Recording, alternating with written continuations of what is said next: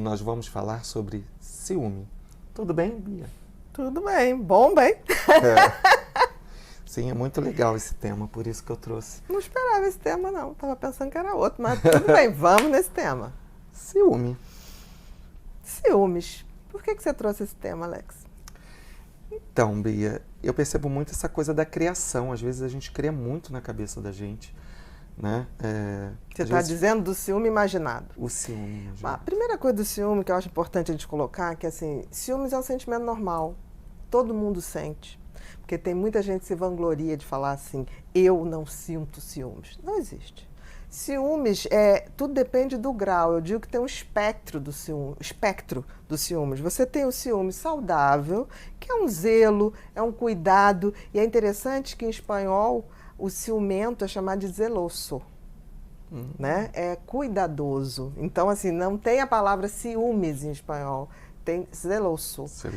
Que é essa coisa do zelo, de ter cuidado. Então, quem ama, é óbvio que tem esse cuidado com o outro, tem um pouquinho de querer o outro mais para si. Então, isso é normal. Eu acho o ciúmes uma coisa muito normal. O que se torna patológico é quando esse ciúmes deixa de ser esse cuidado, essa coisa de olhar com mais carinho, de perceber quem está olhando, quem não está olhando, mas aquilo até dando uma coisa de satisfação de ver que a pessoa que você gosta desperta olhares, admiração, isso é bacana.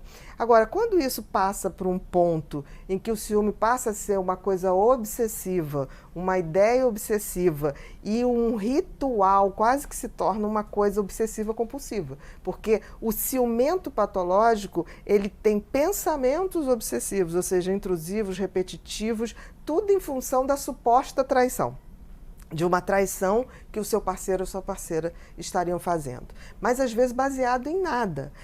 Ou às vezes baseado numa troca de sorriso, numa gentileza, numa coisa muito simples. Então ele começa a imaginar situações a partir dali e passa realmente a sofrer com aquilo. E começa num mecanismo de ações quase ritualizadas de controle. O que me preocupa, assim,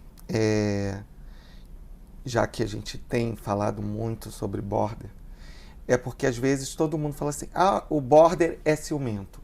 E eu não gosto de colocar ele só, porque não é uma característica. Os ciúmes não é uma característica de um determinado tipo de personalidade. O ciúmes é uma característica de um sentimento humano. Exatamente, a gente tem que parar com isso. Talvez a personalidade borderline tenha uma intensidade maior de ciúmes e tenda a ter um ciúme patológico por conta da estrutura. Naquela questão dele não se sentir inteiro, uma pessoa inteira, ele precisa do outro para ser. Então, é como se, ao ter o ciúmes, ele garantisse que o outro vai ficar sob seu controle, que parte dele não partirá, o que é uma grande ilusão.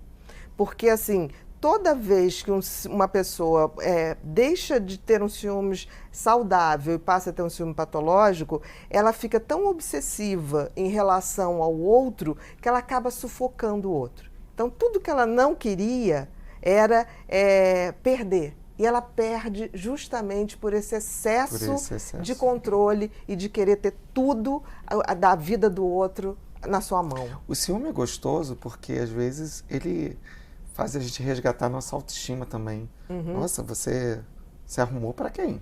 Me arrumei para trabalhar. E, às vezes, a gente se sente assim bem, que é um ciúme gostoso. Agora, existe aquele ciúme obsessivo, que é o ciúme de invadir, né? Pegar o seu celular.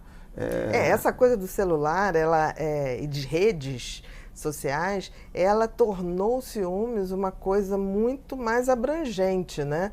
Porque uma pessoa que começa a entrar num ciúme patológico, em geral, ela tenta ter o controle do celular, da pessoa, e que é muito delicado isso, porque assim, é uma privacidade, porque hoje o celular, a gente não pode esquecer que é um computador muito possante, né? Então você tem ali a sua vida profissional, a sua vida afetiva, a sua vida entre amigos, e é entrar na sua casa, é como se entrasse no seu universo totalmente. Eu não sou contra que as pessoas possam ter acesso, mas não por uma imposição, por uma simplicidade, porque não tem nada ali para esconder. Agora, quando isso passa a ser uma regra de controle, é muito ruim. Porque o ciúmes, ele parte de uma desconfiança. Então, ele, ao ser alimentado, ele o tempo inteiro está reforçando que eu estou com alguém, mas eu não confio nesse alguém. Como você pode amar uma pessoa que você não confia? Porque confiar não é só o fato de você trair ou ser traída. O confiar é a pessoa que eu confio para dividir minha vida, que vai me dar a mão quando eu precisar, que vai me dar força quando eu precisar me levantar.